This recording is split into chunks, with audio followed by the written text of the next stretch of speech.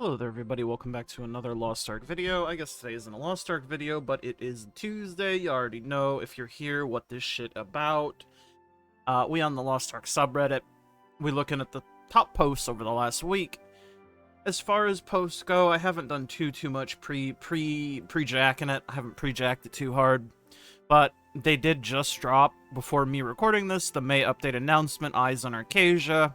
This is a video where Rox, the CM, sits down and talks about sort of the upcoming patch that's coming out, not this week, but next week reset, if I'm not mistaken.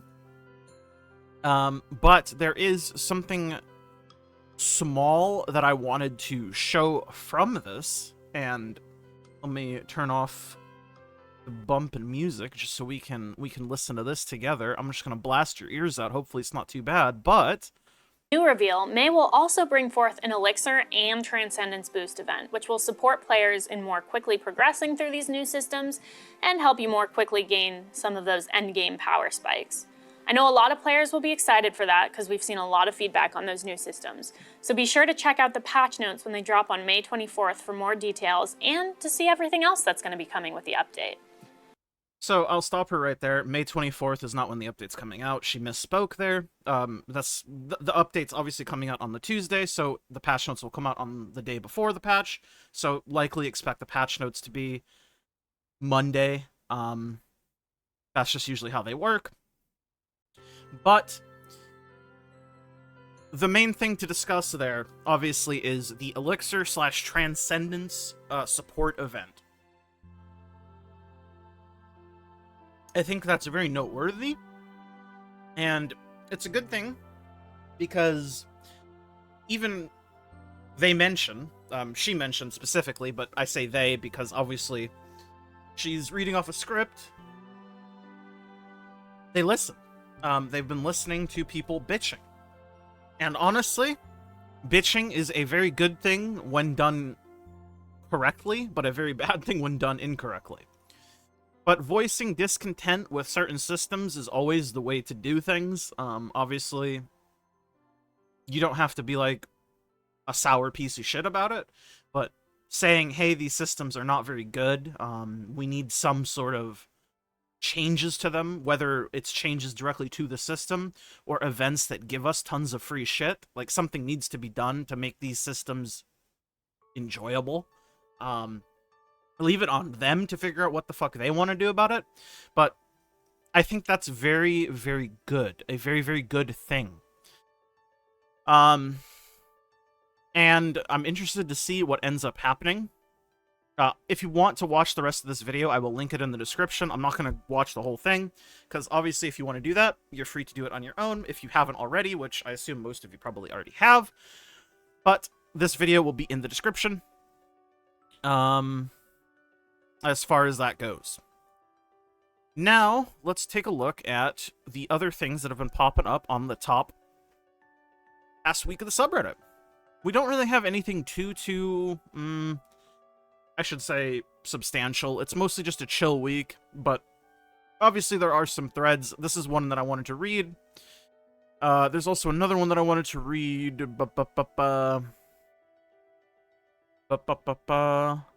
This one, because especially since it applies to me, since I'm NA West.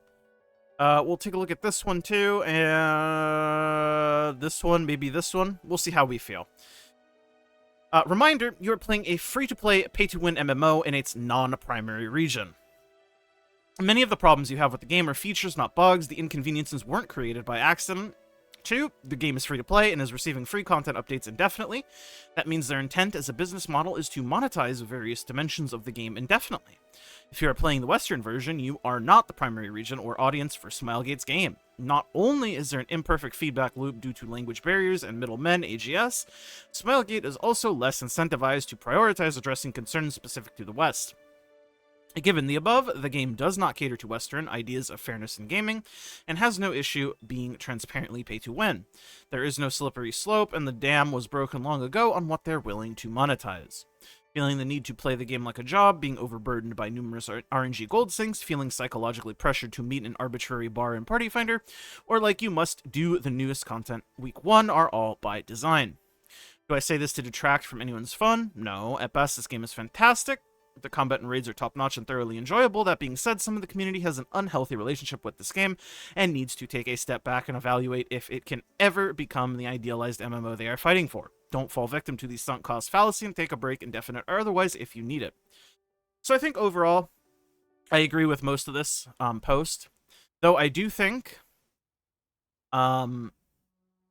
it's a bit pessimistic to look at this way, and it's like I almost just got done saying when I was talking about like people voicing discontent with certain systems and seeing that Amazon Smilegate actually sort of does listen, and it's just on them to do something with the information that they're being given. But I do agree that, I mean, obviously some people do have a very healthy relationship with the game, unhealthy relationship, excuse me, with the game, and they probably should take a break, if nothing else. But I think overall people voicing discontent, like I said, in a correct way is very beneficial. It's just the people who, you know, do things on an extreme. You know, typically extremes are the bad things, right? Extremes for anything. You never want to go to extreme ends, generally speaking. I think whether we want to believe it or not, feedback is important to our version. What they end up doing with that feedback is up to them, obviously, and it's like you say, we're probably not going to get as many tailor-made changes as we would like, but things do happen, whether it be system changes themselves, which we don't typically see, if we're the only region that typically complains about something, but we do get custom events, as you can see, and while it's not a solution, a band-aid is better than nothing. Honestly, it is.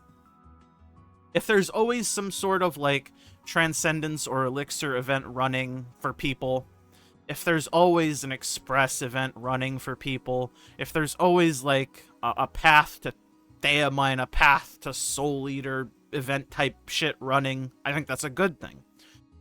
These are band-aids to fix systems that kind of need help, but it's a way to do it in a very non-committal sort of way. I don't know.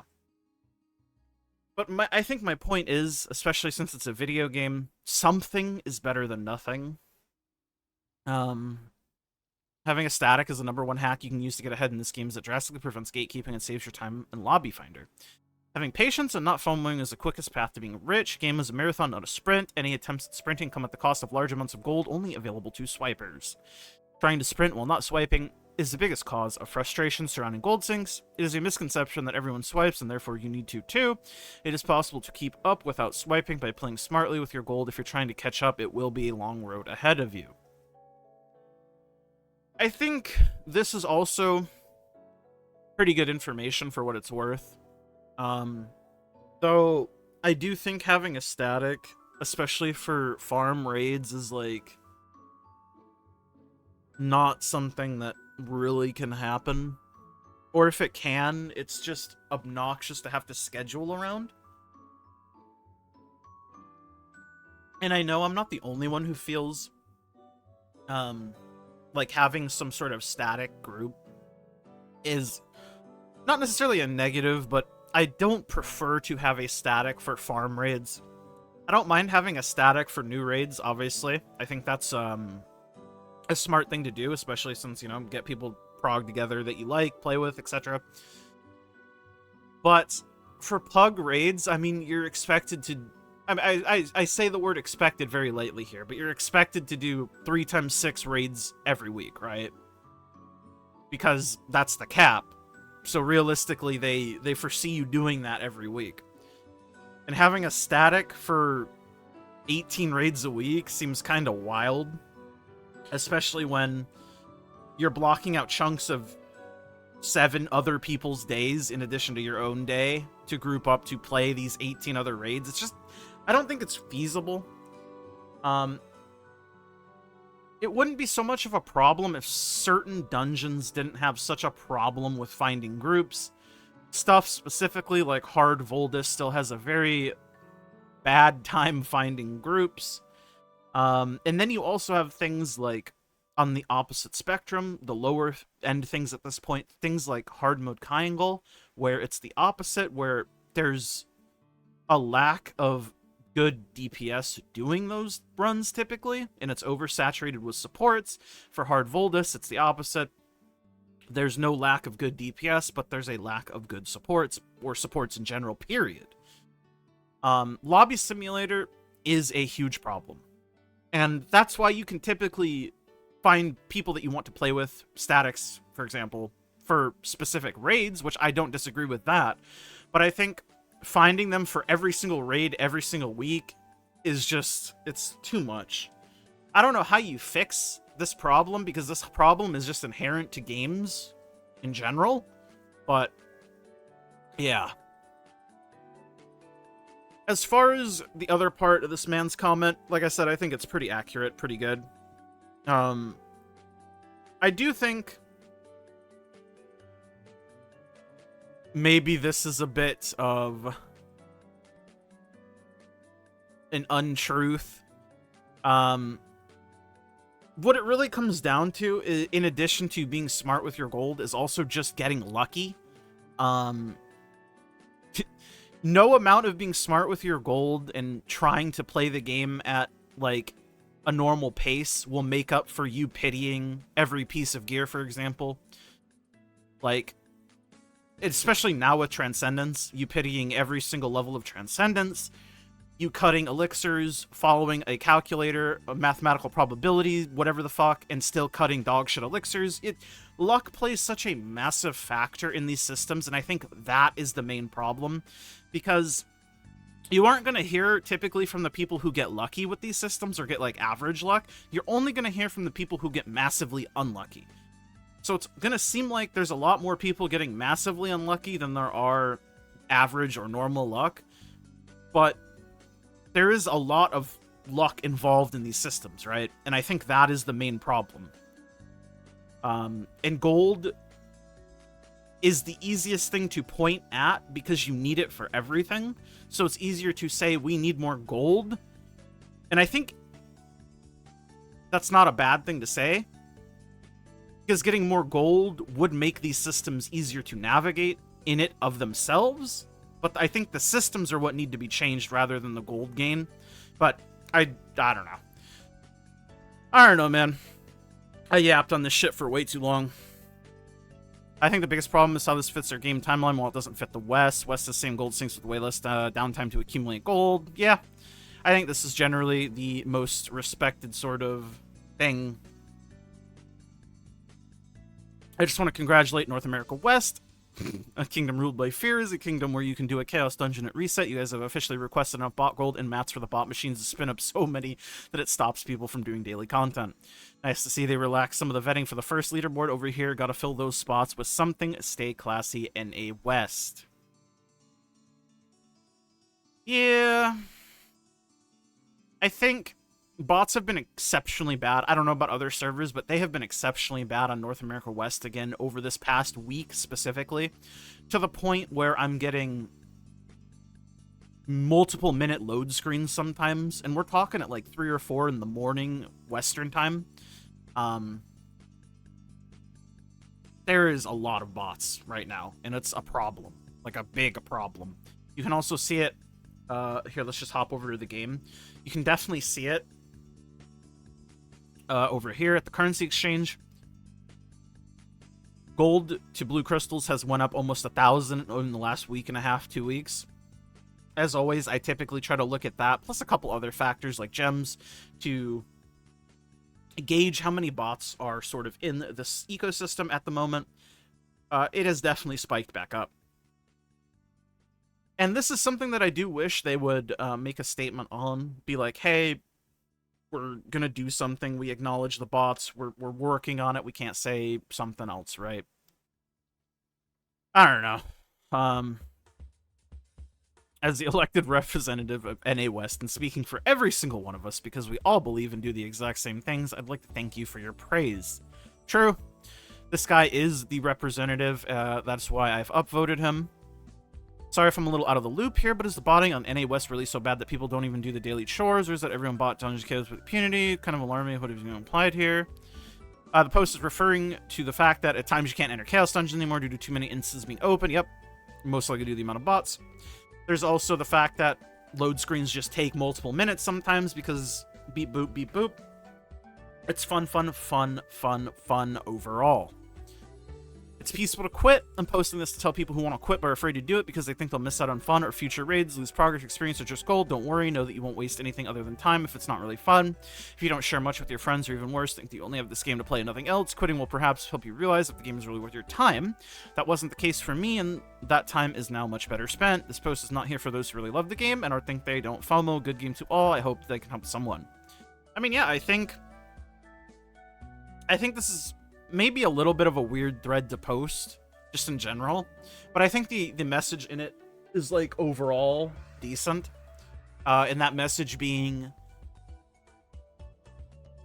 if a game is stressing you out to the point of being, like, a complete chore that you ultimately don't enjoy even a little bit, maybe trying to take a step back and take a break from it will make you realize that you don't really want to play it at all, and you can take some time away from it. You know? I mean, it happens to literally everyone. Again, I think being extreme with things is generally bad with most things. Thanks, I go quit my job now so I can raid on all 6 of my characters. Oh, man. The real reason why people reject low rosters on low-level raids, I'm not going to lie, but I already give a lot of chances to people who are low rosters to join my card runs, especially on Vault and Vicus. Most of the time, all they do is either AFK or greed DPS, Vicus Donut. Even though we already do the DPS bust for them, all you have to do is mech, and that's it. That's the only thing we ask, and you can't do it. Never again. Very upsetty spaghetti. It's not as cut and dry for me. I'm willing to help new players out all day. It's how they act after they or someone else calls a wipe. If they cause a wipe and are instantly defensive about whether or not it was them, that's a flag. Someone else causes a wipe and they start flaming the player, that's a flag. It's all about how you act. I agree on that. It's less about your experience and more about your communication skills. Good communication skills can get you pretty far in life, just in general, let alone a video game. This week I joined a hard brawl 1-3 on my 1600 gun lancer. The lobby was all made up of sub 140 players. They needed 1 DPS to go. I was bored, so I jumped in. First gate, they chose to Tyrene the dogs, so I knew they were a little less experienced. Didn't matter to me, just meant we have to do the first mech properly. Gate 2 is when I really discovered how new they were, because they actually took time to designate who was getting the meteor buff for 100 bar stagger mech. Has anyone ever done that? Ever? Even during Prague, I've never done that. My god. I laughed because I thought it was adorable and remembered when I first progged hard bro, we wiped once to 140 mech because someone forgot how to type. No big deal, it happens. Gate 3 was when it got spicy and when I had to jump in and start getting a few tips here and there. It took us 11 pulls, no one got toxic. Several wipes were had later in the fight, most of the time on blue mech, whether to the mech itself or the fires that go with it. Had to remind a few people that under no circumstance do you go into the fire, even to get a blue orb, cause a stack wipe twice. In the end, we cleared. TLDR, it's all about the attitude, and accepting fault for your mistakes goes a long way. Yeah, like I said, I think communication in general in life goes a very, very long way towards just being more widely accepted by people. I've also seen people suggesting you do an attitude check when joining a lobby. Just grading people and seeing how they respond can tell you a lot about how they'll behave in a raid. If somebody completely silent, it's usually a red flag. Well, I guess I'm a red flag, Jesus.